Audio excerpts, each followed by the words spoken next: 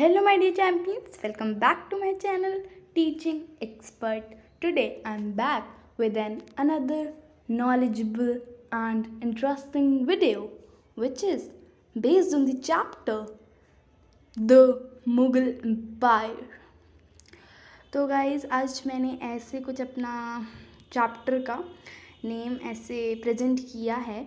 तो मैंने इसलिए ऐसे प्रेजेंट किया है ताकि आप लोग मुझे ये बता सको कि अगली बार से मैं वो sneak peek of my video मैं डालने वाली हूँ इन माय पोस्ट सेक्शन। तो क्या ऐसी स्टाइल सही है, अच्छी लग रही है कि नहीं, कमेंट सेक्शन में बताइए, ठीक है।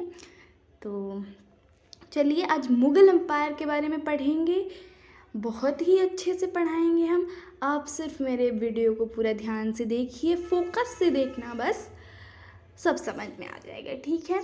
और जल्द से जल्द ही हम चैप्टर समझा देंगे, ठीक। तो द मुग़ल एम्पायर, तो देखिए पिछला वाला चैप्टर कौन सा था, हमने पिछला वाला चैप्टर दिल्ली सल्तनत पढ़ा था। उसमें बहुत सारी डायनेस्टीज़ थी, उसमें 5 डायनेस्टीज़ थी, लेकिन इसमें सिर्फ एक डायनेस्टी है। इसको चाहे डायनेस्टी कह लो चाहे एम्पायर कह लो, क्योंकि इसमें 6 रूलर्स थे, ठीक है, मुग़ल एम्पायर में, ठीक है। तो the Mughal dynasty, the Mughal Empire, self-designated as Gurkhani, was an empire extending over large parts of the Indian subcontinent. जो मुग़ल एम्पायर था, जो कि सेल्फ डिज़ाइन किया गया था गुरखानी के रूप में, ठीक है, वो एक एम्पायर था जो कि लार्ज पार्ट, जो कि इंडियन सब कॉन्टिनेंट मतलब जो अपनी इंडिया की कंट्री थी उसके लार्ज पार्ट को कवर कर रहा था, ठीक है। खुद ही बनाया था उनके रूलर्स ने मुग़ल एम्पायर को गुरखानी के नाम से, एज गुरखानी, और वो फिर उसने लार्ज पार्ट ऑफ इंडिया को कवर किया। इंडिया को सब कॉन्टिनेंट भी बोलते हैं, इसलिए यहाँ पे इंडियन सब कॉन्टिनेंट का वर्ड का यूज़ हुआ है, ठीक है। The Mughal empire started with the victory of Babur over Ibrahim Lodi in AD 1526 to the rule of Aurangzeb in AD 1707 for 181 years। जो मुग़ल एम्पायर था, जो कि बाबर की जीत से चालू हुआ था, वो इब्राहिम लोदी पर जब बाबर की जीत हुई थी तब जो चालू हुआ था मुग़ल एम्पायर AD 1526 में, ठीक, वो औरंगज़ेब के शासन तक चला था, जो कि कब आखिरी साल था मुग़ल एम्पायर का, AD 1707 में। और टोटल ड्यूरेशन क्या थी मुग़ल एम्पायर की, 181 ईयर्स, ठीक है, याद रखना ये, ठीक। फिर हम बात करेंगे, एक मैंने फ्लो चार्ट बना दिया है ताकि आपको अगर डेट्स वेट्स ना याद हो तो आप ये मेरा फ्लो चार्ट देख लीजिए, ठीक है। The Mughal empire from AD 1526 to AD 1717, ठीक। कब से था, 1526 से 1707, याद रखना कि AD लगेगा, ठीक। सबसे पहला ruler Babur, who ruled from AD 1526 to AD 1530, ठीक।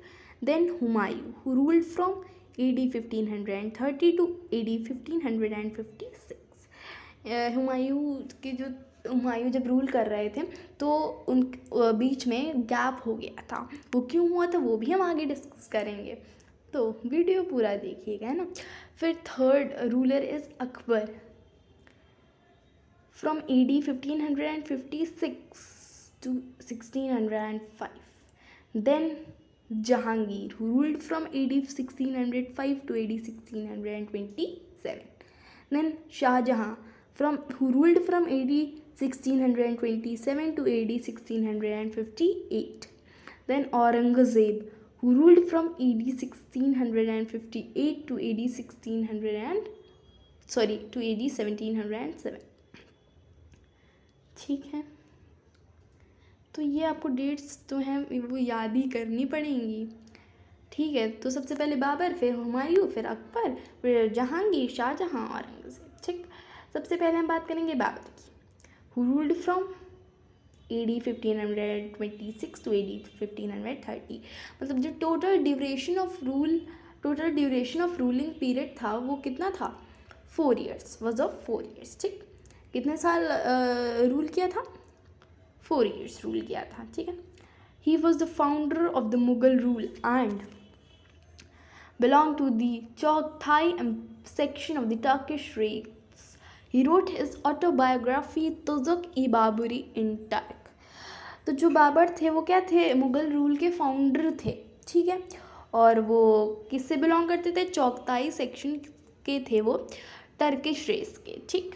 और उन्होंने अपनी एक ऑटोबायोग्राफी भी लिखी थी तुजुक-ई-बाबरी, जो कि टर्क में लिखी गई है। He was invited to attack India by Daulat Khan Lodhi, Subedar of Punjab, Ibrahim Lodhi's uncle, Alam Khan Lodhi and Rana Sangha.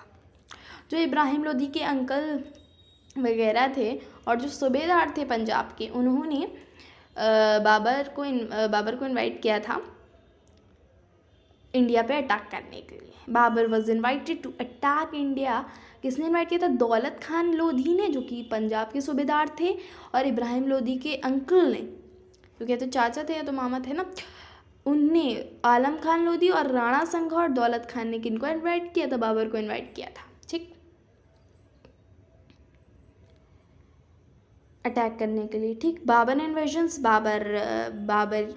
Invasions मतलब कंक्योर, मतलब क्या क्या इन्वेड कर लिया था, कौन कौन सी टेरिटरीज जीत ली थी फिर यहाँ पे आके, ठीक है। तो in AD 1526 the territory which was won by Babur was Panipat, and उसकी स्पेसिफिक चीज़ क्या थी, डिफीट ऑफ इब्राहिम लोधी को हरा दिया था, ठीक।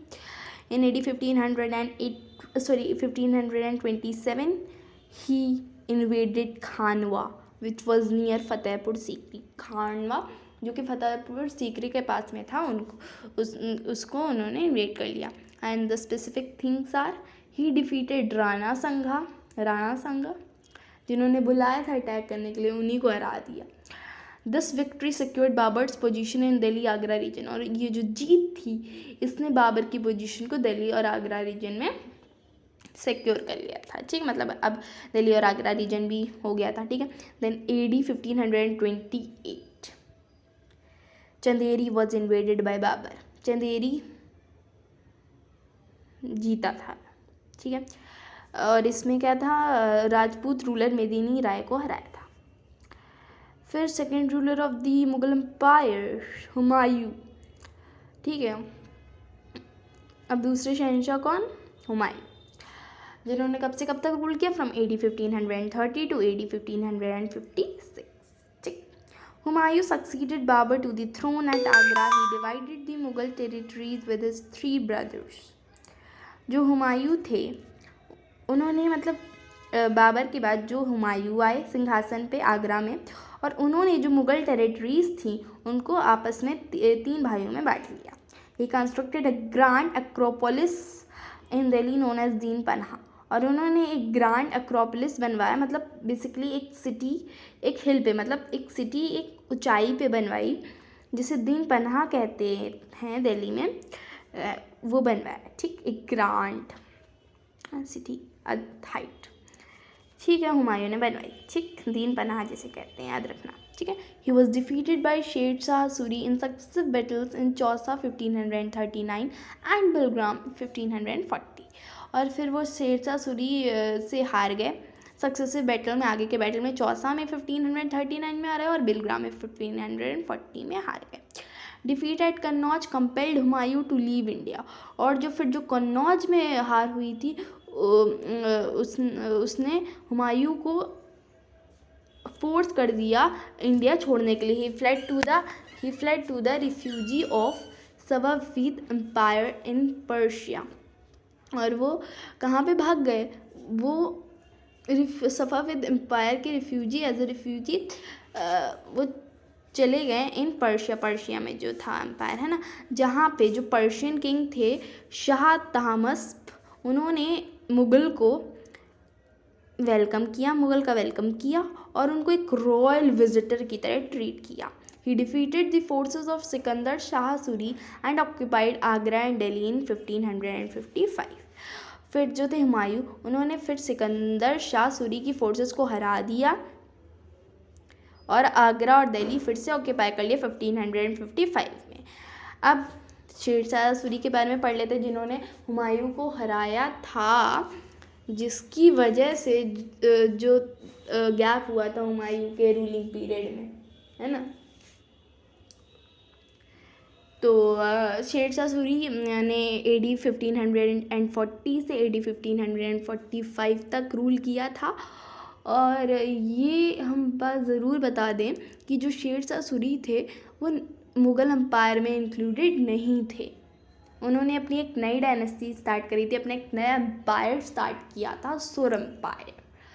ठीक है, तो ये कंफ्यूज मत रहना कि शेरशाह सूरी जो थे वो मुग़ल एम्पायर के पार्ट थे, नहीं, he was the part of the Sur empire. ठीक है, तो शेरशाह सूरी कौन थे? The founder of the Sur empire, Sur empire के फाउंडर थे। He began his career with the administration of his father Hasan iqta at Sasaram in Bihar. और उन्होंने अपने कैरियर की शुरुआत अपने पिता के एडमिनिस्ट्रेशन से, रूलिंग से करी थी, और हसन इक्ता जिनका नाम था बिहार के ससाराम में। ठीक है, he move to the court of the Afghan ruler of Bihar. फिर वो बिहार के अफगान रूलर के कोर्ट में चले गए थे, बहार खान लोहानी, जिनका नाम था बहार खान लोहानी, जिन्होंने शेरशाह सूरी को शेर खान का टाइटल दिया था उनकी ब्रेवरी के लिए।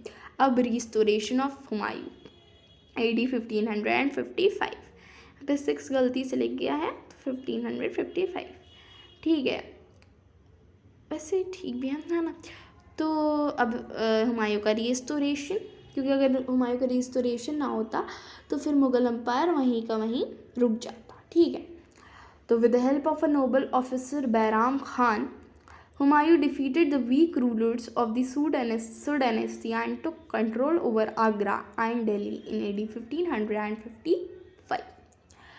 जो एक नोबल ऑफिसर थे हुमायूं के, जिनका नाम था बैराम खान, उनकी मदद से हुमायूं ने क्या कर दिया, सुर डायनेस्टी के सारे जब वो शेरशाह सूरी चले गए तो वीक रूलर्स बचे, जिनमें जो सिकंदर शाह सूरी को हरा दिया, और फिर से आगरा और दिल्ली में कंट्रोल पा लिया। कब पा लिया? AD 1555।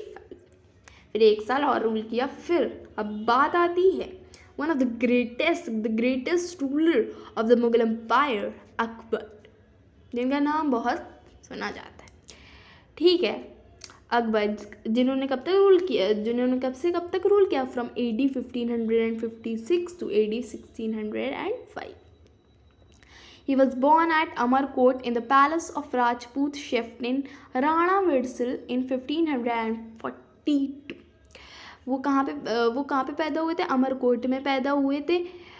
जो राजपूत शेफ्टन का महल था, कौन से राजपूत शेफ्टन का? राणा विरसल का, उनके महल में पैदा हुए थे अमरकोट में 1542 में, 1542 में। He fought the second battle of Panipat in 1556 with Hemu, the Hindu minister of Mohammad Adil Shah. और उन्होंने पानीपत का दूसरा बैटल लड़ा था 1556 में हेमू से, जो कि कौन था? हिंदू मिनिस्टर था मोहम्मद आदिल शाह का। ठीक, one of the greatest humanitarian measures of Akbar was abolition of slavery and the practice of converting prisoners of war to Islam in AD 1562। जो मतलब वन ऑफ द ग्रेटेस्ट, एक इंसानियत का जो उन्होंने काम किया था, मतलब वैसे तो कई किए थे, लेकिन जो वन ऑफ द मोस्ट ध्यान में रखा जाता है वो क्या था? Abolition of slavery. जो ये नौकर वाली जो वो थी, उसको डिमोलिश कर दिया, उसको हटा दिया, नौकर वाली प्रथा को। जो गुलामी वाली जो थी प्रथा, उसको डिमोलिश कर दिया, हटा दिया। और जो जेल में डाले जाते थे युद्ध में हारे गए लोग, उनको इस्लाम में कन्वर्ट करने की प्रैक्टिस कर दी, है ना, AD 1562 में, वरना वो मारे जाते, है ना। तो ये इस्लाम में कन्वर्ट कर दिया। ठीक, मतलब एक कंडीशन रखते थे, या तो मर जाओ या तो इस्लाम में कन्वर्ट हो जाओ, है ना। Then he abolished pilgrimage tax in AD 1563 and jizya tax in AD 1564। और उन्होंने पिलग्रिमेज टैक्स मतलब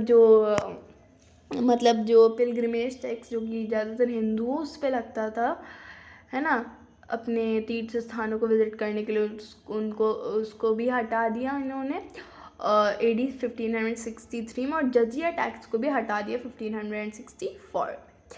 In AD 1575, Akbar ordered the construction of the Ibadat Khana, which is also known as the House of Worship, near the Jama Masjid in his newly built town of Fatehpur Sikri.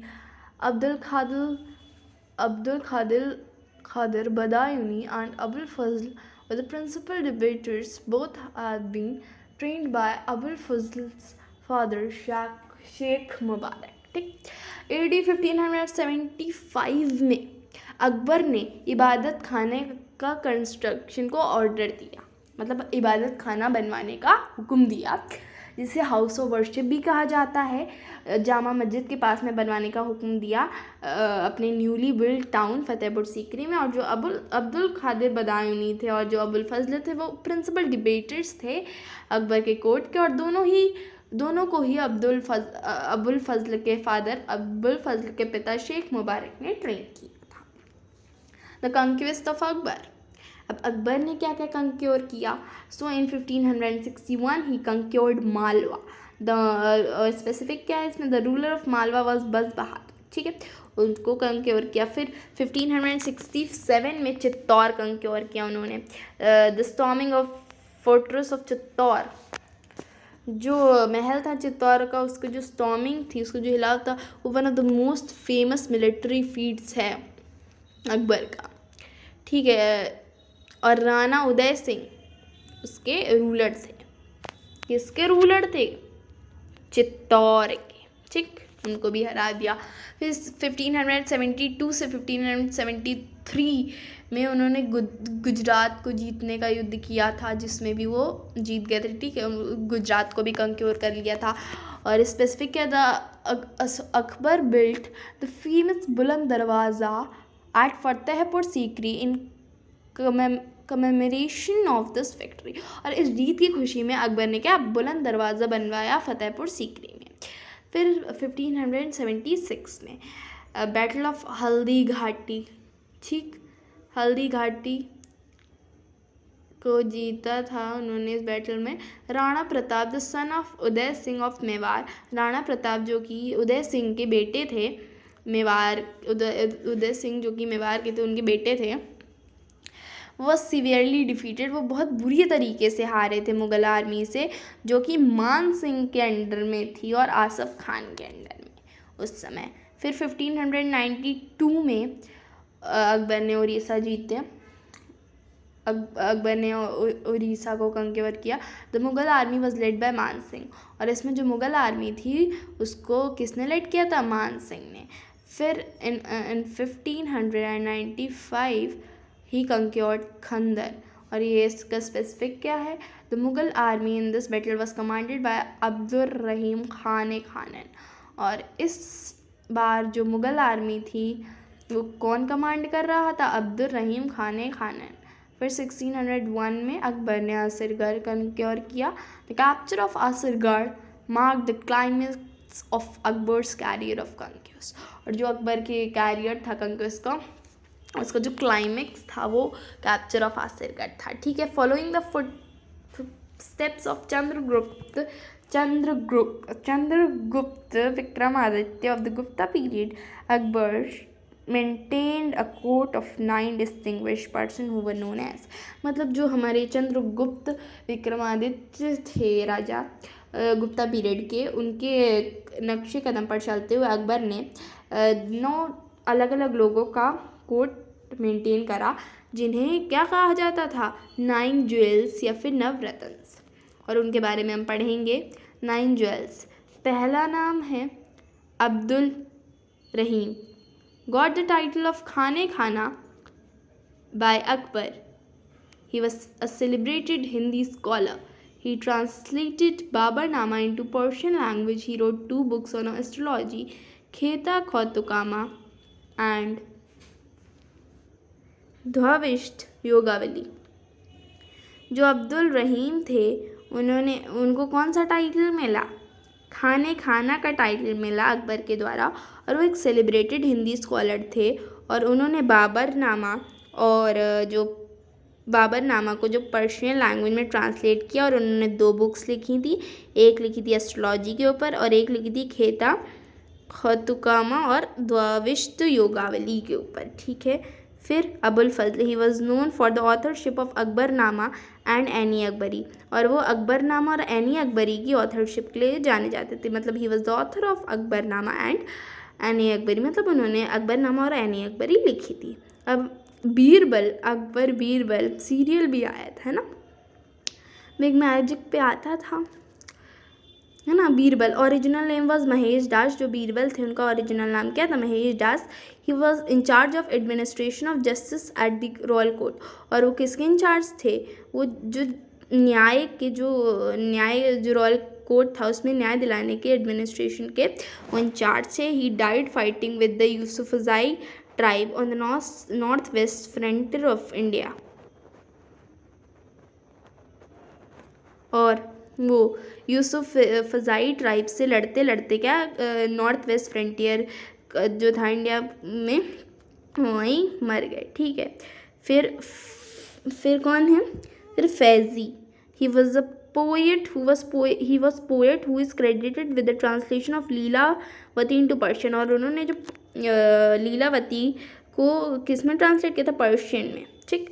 फिर हम बात करेंगे Hakim Humam, he was the chief of royal school, और वो royal school के क्या थे?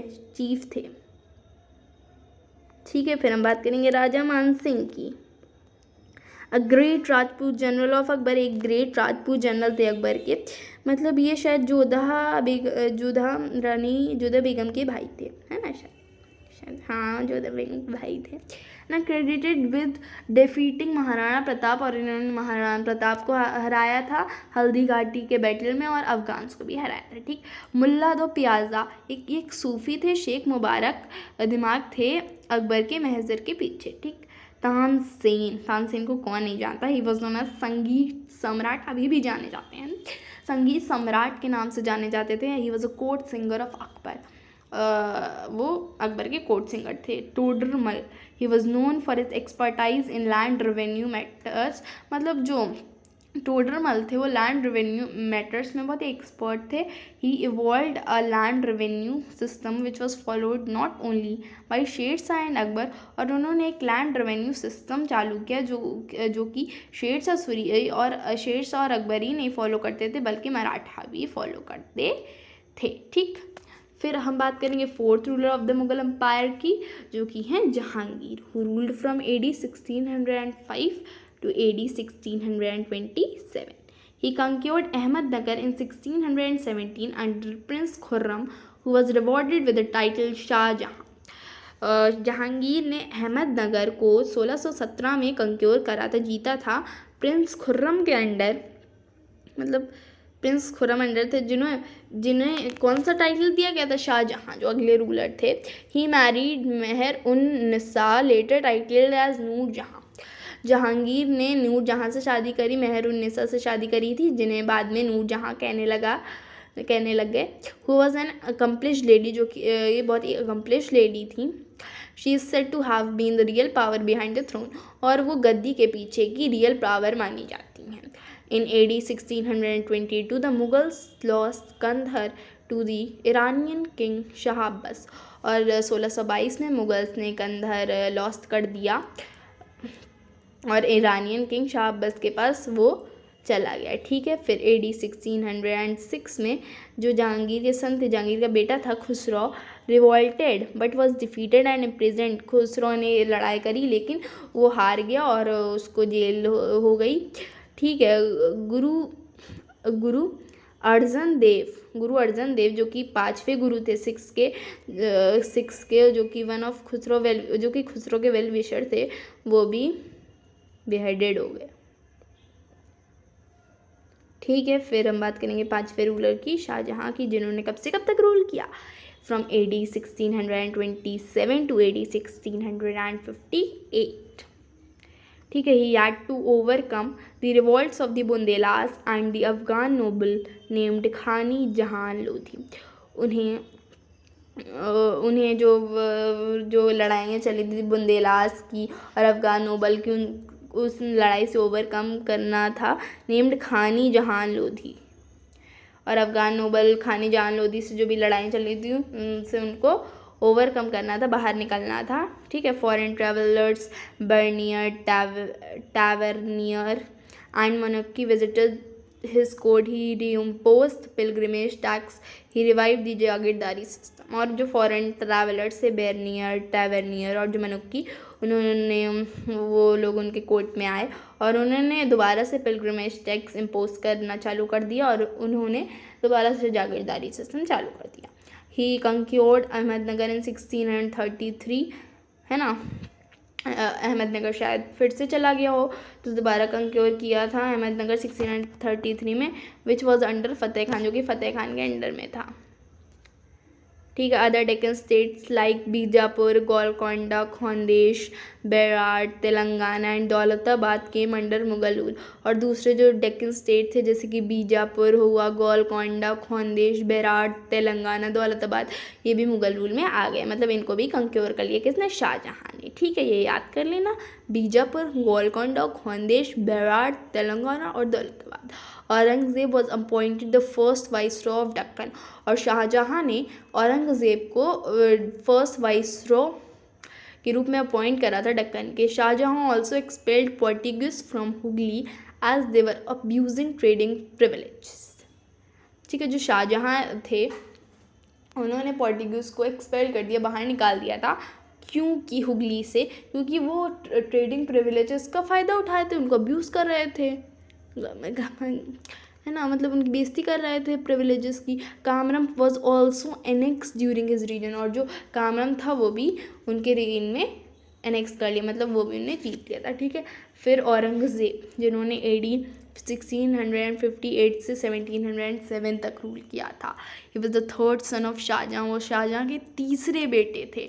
During his reign the Mughal empire reach the territorial climax. और उनके शासन के दौरान जो मुगल एम्पायर था वो अपने टेरिटोरियल क्लाइमेक्स तक पहुंचा था। His reign was marked by gradual departure from Akbar's policy of coexistence. He was a proficient player of veena. जो उनका रीजन था, उनका रीन था, उनका जो शासनकाल था वो अकबर की पॉलिसी को बिल्कुल नहीं मानता था। वो अकबर की पॉलिसी से हटते जा रहे थे को एग्जिस्टेंस के ना। He was a proficient player of veena. और वो वीणा बहुत अच्छी बजा लेते थे। बीइंग एन ऑर्थोडॉक्स मुस्लिम, बिल्कुल पक्के कट्टर मुस्लिम होने की वजह से उन्होंने म्यूज़िक को मना कर दिया कोर्ट में, और झरोकार दर्शन को मना कर दिया, और एल्मेनेक्स जो मैप्स और एल्मेनेक्स होते हैं उनका यूज़ मना कर दिया, और जो एम्परर थे, जो राजा था, उनका वेट करने को भी मना कर दिया। Jat revolt was suppressed temporarily, but again Jats empire themselves under the leadership of Churaman. Jat revolt कुछ दिनों के लिए, कुछ टेम्परेली बंद हो गया था, लेकिन फिर से जाट ने अपने आप को ताकतवर बना लिया था चौरामान की लीडरशिप के अंदर। The death of Aurangzeb led to the establishment of separate Jat kingdom. और जो औरंगजेब की मृत्यु थी उसके बाद सेपरेट जाट किंगडम का इस्टेब्लिशमेंट हुआ। Sikh guru Har Rai's good relation with Dara Shikoh brought him into direct conflict with the empire. जो सिख गुरु हरराय के अच्छे रिलेशन से दारा शिकोह से, वो उनको डायरेक्ट कॉन्फ्लिक्ट में ले आए। उनकी लड़ाई फिर सीधे एम्पायर से हो गई। क्यों? क्योंकि दारा शिकोह भी क्या थे, उनके दुश्मन थे औरंगज़ेब के, है ना। नेक्स्ट सिख गुरु, जो दूसरे सिख गुरु थे Tegh Bahadur, oppose the religious policy of Aurangzeb openly. जो रिलीजियस पॉलिसी थी औरंगज़ेब की, उन्होंने खुल के अपोज किया। किन्होंने? तेग बहादुर ने। Aurangzeb invaded Ahom kingdom, Marwar, Bijapur and Golconda. और औरंगज़ेब ने Ahom tribal group, one of the biggest tribal group, है ना, उसको इन्वेट कर लिया, मारवाड़ को इन्वेट कर लिया, बीजापुर को और गोलकोंडा को इन्वेट कर लिया, ठीक है। द मुगल पीरियड एडमिनिस्ट्रेशन, हम डिपार्टमेंट्स और या फिर ऑफिसर्स गिवन है और इनके काम। दीवानी आला, ठीक है, जैसे IAS IPS होते हैं, है ना, उसी तरीके से मुगल्स में भी ये सारे ऑफिसर्स थे, डिपार्टमेंट्स थे जो कि ये सब काम करते थे। दीवानी आला, finance minister looked after revenue and expenditure of state. जो दीवानी आला था होते थे वो क्या थे, फाइनेंस मिनिस्टर होते थे, जो कि रेवेन्यू, टैक्स वैक्स और एक्सपेंडिचर की स्टेट के एक्सपेंडिचर की तरफ देखते थे। मीर बख्शी कौन थे? ये नाम नहीं है, पोस्ट के नाम है ना, इंसान के नाम नहीं। Minister incharge of military establishment, और ये मतलब इनका मिलिट्री से रिलेशन था। ये मिनिस्टर इंचार्ज होते थे मिलिट्री इस्टेब्लिशमेंट के। सद्र, ये क्या थे? एक एक्लेसियस्टिकल डिपार्टमेंट था। ये कौन सा डिपार्टमेंट था? एक्लेसियस्टिकल डिपार्टमेंट। खजी उल खुजत, ये क्या थे? इंटायर जो न्यायपालिका का सेटअप था उसको सुपरवाइज और कंट्रोल करते थे, इसी में बीरबल आते थे, ठीक है। Khan-i-Saman, head of royal household, ये रॉयल हाउस होल्ड के हेड होते थे, ठीक है। Mansabdari system, it was introduced in 1595 to 96, showing a noble civil and military capacity to zat and sawar were allotted. और ये अकबर के रूल के टाइम पे इंट्रोड्यूस किया गया था, जो कि नोबल की सिविल और मिलिट्री कैपेसिटी बताता था। 2 रैंक जट और सवर अलॉट करी गई थी। जट एक नोबल का जो पर्सनल स्टेटस है वो, और सवर जो नंबर ऑफ ट्रूप्स एक नोबल को मेंटेन करने होते थे। और 3 स्केल ग्रेजुएशन थी इसकी। मनसबदार जो कि 500 जाट और उसके नीचे था। आमिर जो कि 500 से 250 जाट के बीच में था। और जो अमीर ई उम्दा जो कि 2500 जाट और उसके अब था, ठीक है। सो गाइस, सबसे पहले मैं आपको 2 होमवर्क क्वेश्चंस दे देती हूँ। पहला होमवर्क क्वेश्चन, आपको इनका आंसर जो है कमेंट सेक्शन में देना। पहला क्वेश्चन है कि who ordered the construction of इबादत खाना, ठीक। और जो दूसरा क्वेश्चन है वो ये है, Din Panah was constructed by which ruler, ठीक है। और गाइज, आप लोगों को मेरा वीडियो कैसे लगा चैम्पियंस, है ना? और अगर पसंद आया तो प्लीज़ लाइक कर देना और बता देना। और आप लोग मेरे इस वीडियो को 10 में से कितनी रेटिंग देंगे बताइएगा, है ना? और साथ में मेरे चैनल को सब्सक्राइब कर दो और बेल आइकन को हिट कर दो डेली अपडेट्स के लिए। Thank you, have a nice day. और ऐसे ही अच्छी वीडियोज़ लेके हम आते रहेंगे, आप देखते रहना। Thank you.